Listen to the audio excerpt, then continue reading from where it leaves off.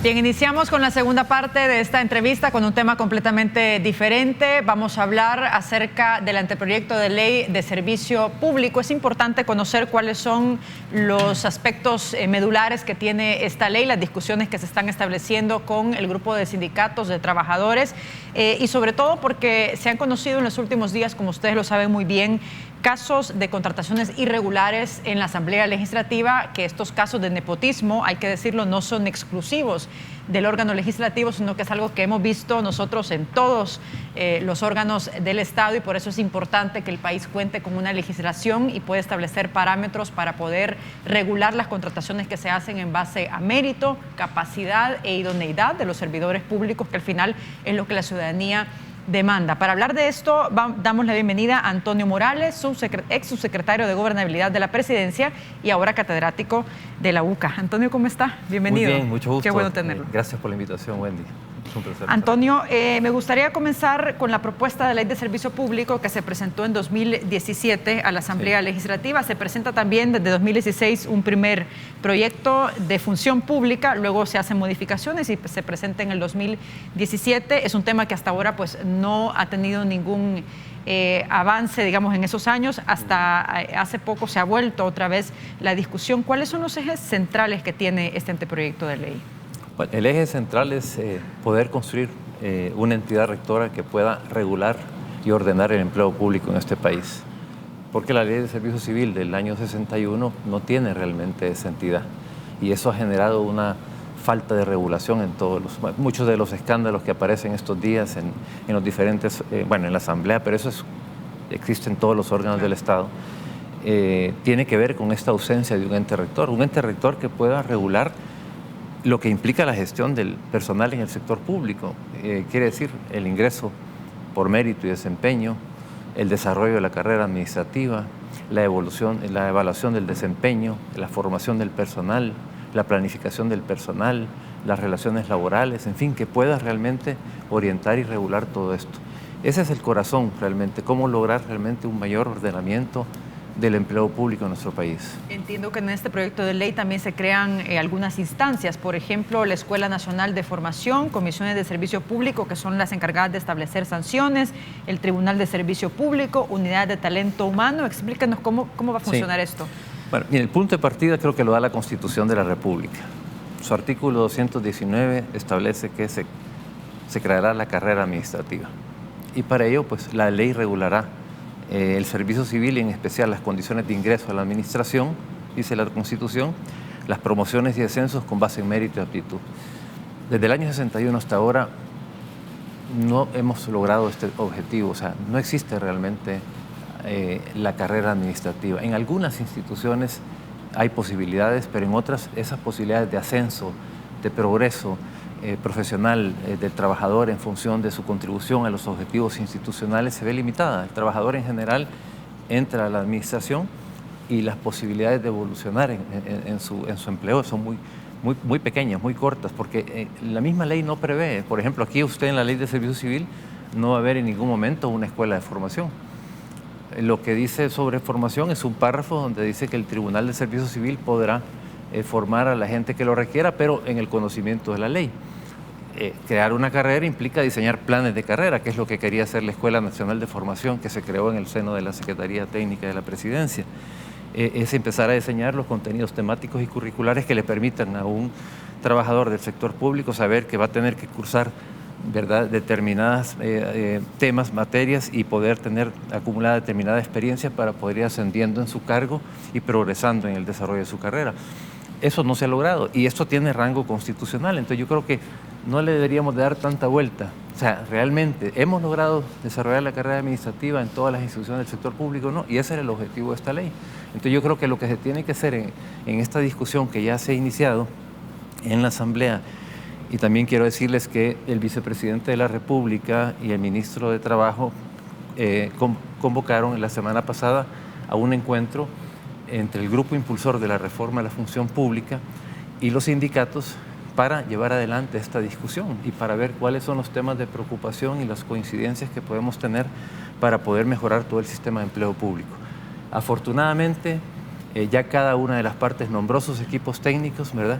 y estamos ya trabajando. El día de ayer tuvimos el primer encuentro muy productivo, por cierto, en donde comenzamos ya a discutir, ¿verdad?, las diferentes propuestas, la ley de servicio público, las propuestas que han llevado adelante las organizaciones sindicales, y vamos discutiendo y encontrando los puntos de acuerdo, los puntos de disenso, para ver en qué medida podemos ir pues juntos construyendo el consenso necesario para que el país pueda contar con una administración propia del siglo XXI, una administración que sea capaz no solo de dignificar al trabajador, sino también de poder brindar servicios oportunos y de calidad a la ciudadanía. ¿Qué les dijeron ayer los sindicatos? Porque sabemos el rechazo que hay por parte de un grupo de sindicatos a esta ley de función pública. De hecho, de servicio público, ayer llegaron al Ministerio de Trabajo, ahí se reunieron con ellos. ¿Cuáles son los argumentos que ellos dan? Porque entre varios aspectos ellos señalan que esta ley podría generar despidos masivos y que los trabajadores pueden perder su derecho en el momento en que se ejecute este marco legal. Al contrario, nosotros en ningún momento estaríamos dispuestos a avalar una ley que afecte los derechos de los trabajadores o que pueda generar despidos en ningún momento. Y es más, la ley del servicio público lo establece con claridad, ¿verdad? Porque sí, en un principio se hablaba de que se iba a despedir a cantidad de trabajadores y eso no. O sea, lo que siempre se planteó desde un inicio es que si se identificaban, por ejemplo, vacíos en el perfil de una persona y se iba a dar toda la oportunidad para poder formarse, para poder avanzar y para poder cumplir adecuadamente con las tareas para las cuales se le había contratado. No, eso en ningún momento. Yo creo que ahorita hay un ambiente de buena fe, hay un ambiente de mayor confianza en ese diálogo con los trabajadores, y yo pienso de que lo importante era comenzar a dialogar, que es lo que se logró ayer. Claro, no avanzamos mucho porque al principio hubo algunas tensiones para ponernos de acuerdo sobre la metodología que íbamos a llevar, pero yo creo que eso se fue subsanando y ahora yo pienso de que sí se abrió una posibilidad. Hubo una buena mediación también por parte del equipo que puso el Ministerio de Trabajo, y al final se lograron ya algunos acuerdos básicos. Continuamos el próximo miércoles el diálogo. ¿Qué acuerdos básicos han logrado en esta primera reunión? Bueno, el primero es que vamos a seguir trabajando, que eso es importante. El segundo es que vamos a ir adaptando algunos de los artículos. Analizamos 2 artículos. Sería mucho entrar en detalle sobre lo que esta ley debería abarcar. Hubo discusiones sobre ese tema y logramos, por lo menos ya el Ministerio va sobre la base de los insumos que se dieron en esta reunión, poder proponernos una nueva redacción de los primeros 2 artículos que tienen que ver con el ámbito de aplicación de esta ley, que creo que es importante. Las discusiones son importantes. Miren, el sector laboral en este país tiene un conocimiento exhaustivo de lo que sucede en la administración pública, y si realmente se entrega la tarea de poder realmente dejar una administración pública profesional, este país lo puede lograr, porque ellos van identificando todas las falencias, todas las dificultades, y también van proponiendo soluciones a esto. Muchas de ellas están contempladas en las propuestas que se han hecho, que están en la Asamblea. Lo importante es que esto va a facilitar de alguna manera también el trabajo de los diputados. Los diputados ahora han formado una comisión, que es la comisión que está revisando justamente este proyecto de ley del servicio público, y este esfuerzo que se está haciendo también desde el Ejecutivo va a permitir ir encontrando estos puntos de consenso con los trabajadores.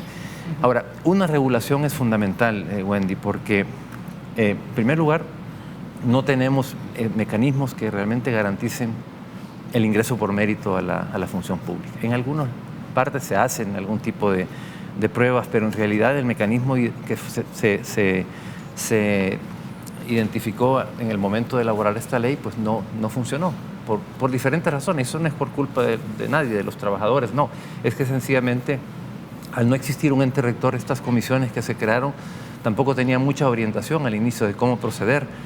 No se hizo reglamento para exámenes, no había coordinación entre ellas, nadie las coordinaba.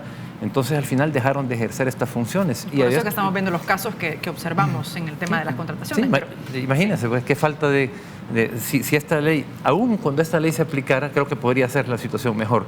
pero le faltan muchas cosas que todavía deben de... Tengo que hacer un corte y al regresar tengo más preguntas sobre la aplicación de esta ley de servicio público. Son las 7 de la mañana con 36 minutos. Estamos en las redes sociales.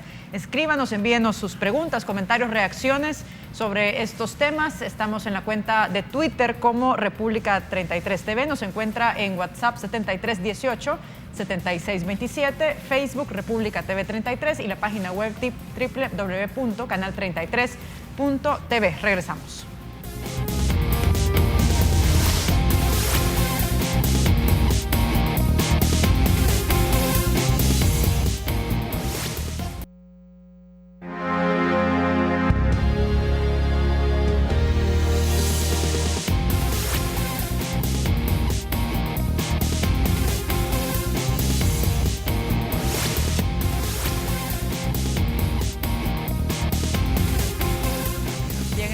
Estamos de regreso conversando con Antonio Morales, ex subsecretario de Gobernabilidad de la Presidencia, catedrático de la UCA, autor también de este libro, Función Pública y Gestión del Talento Humano de El Salvador. Y precisamente estamos hablando de esto, del anteproyecto de ley de servicio público. ¿Qué es la ley de servicio público? Ahí tenemos en pantalla para que lo tengamos claro todos. Es una iniciativa que aún no ha sido aprobada por la Asamblea Legislativa y con la que se busca establecer una regulación para obligar a que las contrataciones del personal de las instituciones públicas sean basadas en la capacidad, mérito, honestidad, con el fin de tener instituciones estatales cuyo servicio sea de calidad y un Estado más eficiente. Hay un aspecto que también es bien importante, Antonio, sobre esto y tiene que ver con la disparidad que existe de los salarios. Usted lo sabe muy bien, de hecho lo tiene también ahí en el libro, tiene algunos datos, instituciones que tienen, por ejemplo, salarios muy altos y hay otras que tienen salarios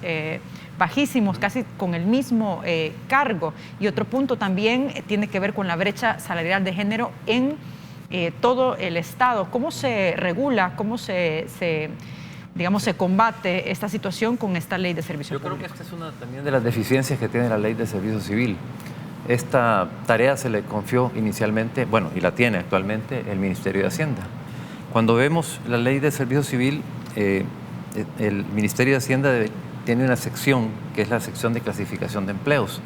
Según la ley de servicio civil, esta sección debería contener elaborar toda la clasificación de puestos en el sector público y esto debería servir tanto para la preparación de las pruebas de eficiencia y la determinación de los sueldos que deben asignarse. Lo que ha sucedido en general es que cuando se libera una plaza y el titular solicita esta plaza y manda el perfil a Hacienda y propone un salario, en general la revisión que hace Hacienda es más bien si hay disponibilidad presupuestaria. No tienen un sistema realmente de evaluación del personal, como por ejemplo el que tenían en la Secretaría Técnica, pero que nunca se pudo trasladar a Hacienda, en donde sí había una valoración del personal hecha con criterios y estándares internacionales, y esa valoración servía para poder correlacionar puestos y salarios. En general eso no sucede. Entonces tenemos un nivel de dispersión impresionante, porque no hay una entidad que asuma realmente este trabajo como se requiere. Se requiere gente experta y que conozca estos temas para poder, y además un trabajo de ordenamiento y clasificación de puestos muy grandes. ¿Con esta ley se van a establecer esos parámetros? Es decir, una entidad que regule en todo el Estado. Ese es el propósito, que se pueda realmente ordenar y resolver esta inequidad salarial. Mira, nosotros hicimos un estudio en el año 2011 con el apoyo de una consultora, la consultora de CISA, que abarcó a 16.523 empleados del sector público. Y al final del estudio pudimos constatar que de esos empleados de los diferentes ministerios, 3.853 se encontraban por debajo del límite permisible. ¿Verdad? Su salario estaba por debajo del límite permisible. 8.212 por debajo del salario que les correspondía y 5.211 por arriba del límite superior. Entonces, es una dispersión enorme. No hay nadie que realmente esté regulando como se debe el tema salarial. Ese es un aspecto importante que debe de fortalecerse a la hora de discutir esta nueva ley. Otro tema que es fundamental es el tema de la planificación del personal. No se planifica realmente. Cuando nos damos cuenta, el crecimiento del personal es continuo, es permanente. Yo tengo una tabla acá que muestra, por ejemplo, la evolución del crecimiento del personal. Yo no sé si se puede... se puede proyectar. A ver si lo podemos acercar un poco con la cámara, por favor. Si nos damos cuenta, desde el año 2008 hasta la fecha, 2020, las plazas no han dejado de crecer. De crecer, En el 2008 teníamos 136.659, 138 en el 2009, 141, 157, en fin, hasta llegamos al 2018, 179.000 en el 2019, 181.000, 2020, 184.000, o sea, esto no se detiene. O sea, y realmente esto no implica, este crecimiento del personal no se traduce necesariamente en mejores servicios a la ciudadanía. Es más, no hay una planificación que permita una distribución adecuada de la carga laboral. Tú tienes en las instituciones personas, en algunos casos que están sobrecargadas de trabajo, inundadas, ahogadas en archivos y en trámites, y otras instituciones en las cuales la gente está esperando la hora de marcar para retirarse. No hay una buena distribución de la carga laboral y no hay una planificación adecuada. No digo yo que todas las contrataciones sean así, no. En algunos casos se justifican, pero no hay una entidad. La ley lo que plantea es que haya una planificación anual del personal y que haya una buena verificación si realmente esas estructuras que se crean en los ministerios son necesarias para cumplir con la misión que tiene esa institución, porque este nivel de crecimiento permanente que no cesa, o sea, si tú ves, cada año aumenta. En el último año aumentó de 2.453 las plazas, o sea, esto no termina. Entonces, si tú no pones un correctivo y que exista una entidad rectora que tenga la capacidad de poder realmente opinar, dar una opinión técnica si realmente esas plazas que se abren son necesarias, va a ser difícil ponerle paro a este crecimiento permanente del Estado. Entonces, hay varias razones por las cuales se necesita una revisión muy seria de este proyecto de ley para que se establezcan los mecanismos que permitan realmente, bueno, el primer objetivo, el ingreso por mérito, ¿verdad? Segundo, el desarrollo de esa carrera que tiene rango, como repito, constitucional y que no la tenemos. O sea, yo creo que no deberíamos de perdernos mucho. ¿Se ha logrado el propósito fundamental de la Ley de Servicio Civil, que es desarrollar la carrera administrativa? Preguntémoselo a los empleados públicos y a los trabajadores. Algunos tal vez tienen la posibilidad, pero muchos nos lo dicen. Y realmente, Antonio, ¿usted observa voluntad de parte de la clase política y también del Ejecutivo de que se avale esta ley? Le pregunto esto porque se presenta este proyecto en la gestión pasada, pero tampoco vimos que el FMLN apoyara o empujara este proyecto. ¿Por qué razón? Yo creo que cada gobierno intenta mantener un margen de discrecionalidad en el manejo del personal por diferentes motivos. Y todo lo que implica regular esa posibilidad, pues genera a veces reacciones en contra. Yo creo que es una visión cortoplacista, porque a la larga una administración que no está funcionando adecuadamente, que no está integrada por personal competente, que no evalúa el desempeño de sus funcionarios, que no forma y da posibilidades de desarrollar carrera al trabajador, al final termina siendo ineficiente y siendo incapaz de poder gestionar la cosa pública como se debe. Y lo vemos después en las reacciones que tiene la población. Entonces yo pienso de que esa visión cortoplacista debería de superarse, porque cualquier proyecto que un gobierno se plantee tiene que ejecutarse con la administración, con las personas que laboran en la administración. Entonces, formar a esas personas, darles la oportunidad de crecer, de desarrollarse, de prepararse, garantizar que se tienen a los mejores especialistas en determinadas áreas, o sea, es fundamental para cualquier gobierno. Entonces, yo pienso de que hay que crear esa voluntad. Los ciudadanos son los que tienen que empujar para que esto camine también, porque al final es el que se ve más afectado por la ineficiencia de las instituciones y paga los impuestos para recibir servicios de calidad. Entonces, el ciudadano debería de tener un rol fundamental y lo está teniendo. Este grupo impulsor de la reforma en la función pública está integrado por 20 instituciones de la sociedad civil y ha venido trabajando a lo largo de estos años de una manera permanente, ¿no? Bueno, han elaborado hasta observaciones a los proyectos que se han presentado a la Asamblea, de igual manera que lo hicieron los sindicatos. Entonces, yo creo que se está generando un ambiente propicio, ¿verdad? Además, ha habido una voluntad clara de empezar a trabajar, como les dije el día de ayer, ¿verdad?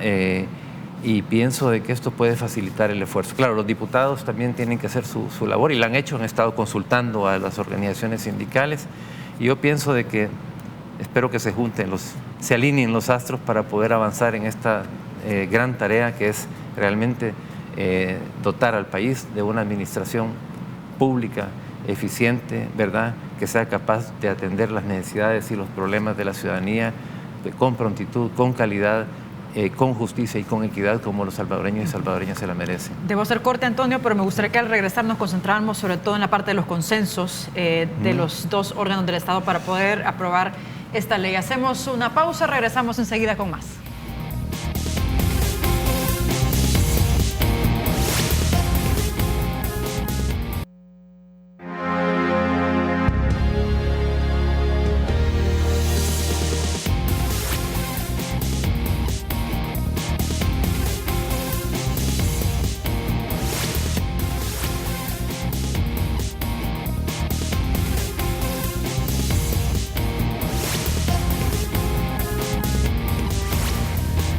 Estamos de regreso esta mañana, ya en la última parte de la entrevista, conversando con Antonio Morales, ex subsecretario de Gobernabilidad de la Presidencia y catedrático de la UCA, hablando de la importancia de la ley de la función pública. Y ahí tenemos algunos titulares sobre estos temas. Dicen: organizaciones urgen la aprobación de una nueva ley de servicio público. Tenemos otro, por ejemplo, la prensa gráfica dice: ¿qué es la ley de servicio público a la que se oponen los sindicalistas que hoy cerraron la Alameda Juan Pablo II en protesta?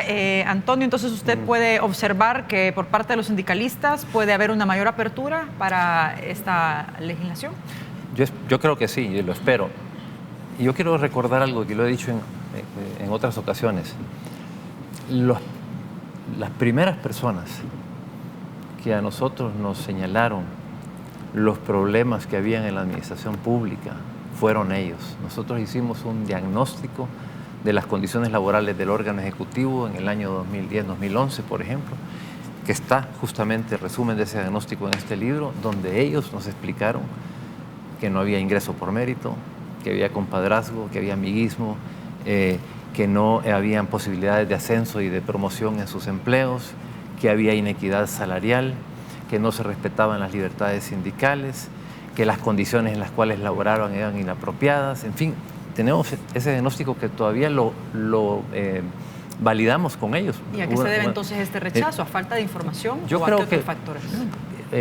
Tenemos que verlo ahora en la discusión. Justamente por eso es que el vicepresidente convocó a esta reunión junto con el ministro de Trabajo para que dialogáramos y veamos dónde están las dificultades, qué es lo que realmente les preocupa o nos preocupa también a nosotros, y poder hablar un diálogo franco sobre estos temas, seguir construyendo estos consensos que permitan avanzar en esta discusión. Yo pienso de que es el momento oportuno para hacerlo. Ya hemos visto todos los problemas que han habido en estos días que tienen que ver de una u otra manera con la falta de regulación del empleo público.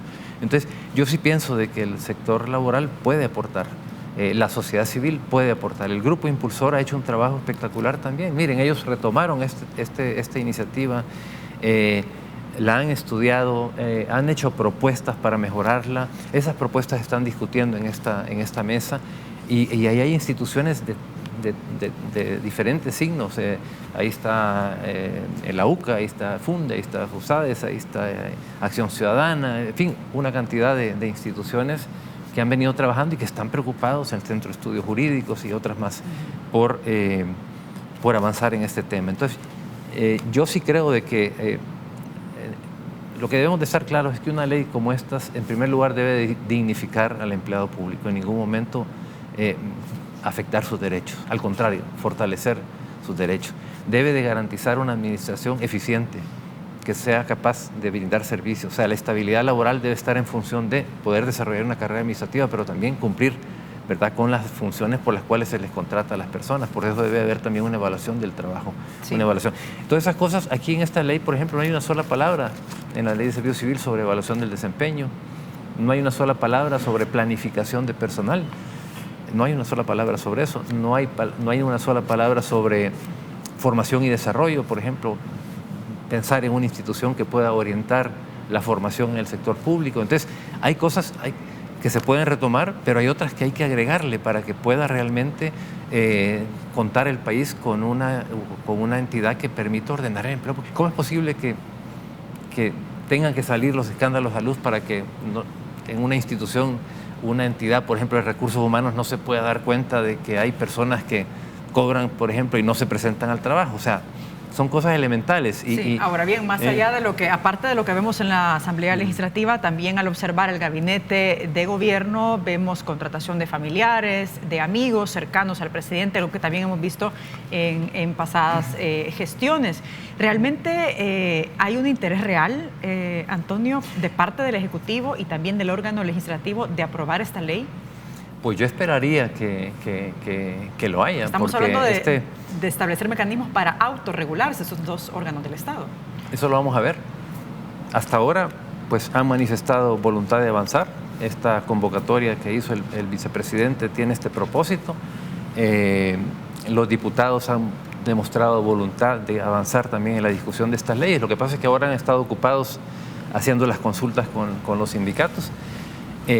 Vamos a ver a la hora de llegar a estos consensos si realmente se tiene la voluntad política de autorregularse, porque la práctica no ha sido muy coherente pues, claro, con lo que establece esta ley. Pues, lo Vamos que hemos a estar visto pendientes en cada transición de gobierno, lo que hemos visto pues, es un irrespeto a veces a los trabajadores, la forma en cómo se ha despedido a la gente sin debido proceso, las contrataciones sin pasar también por mérito, en fin, lo que tenemos que hacer es actuar en coherencia con lo que se ha iniciado. Yo creo que es un buen momento, están sentadas las bases para iniciar ese diálogo y yo tengo esperanzas de que con la participación de los actores de la sociedad civil, las universidades, la academia, los sindicatos, se puede realmente construir un proyecto de país que quede como un legado pues, para los demás. Gracias. Antonio, muchas gracias por habernos acompañado. Ojalá que platiquemos más adelante sobre esto. Mucho gusto, Wendy. Con esto cerramos. Fuerte abrazo. Buenos días.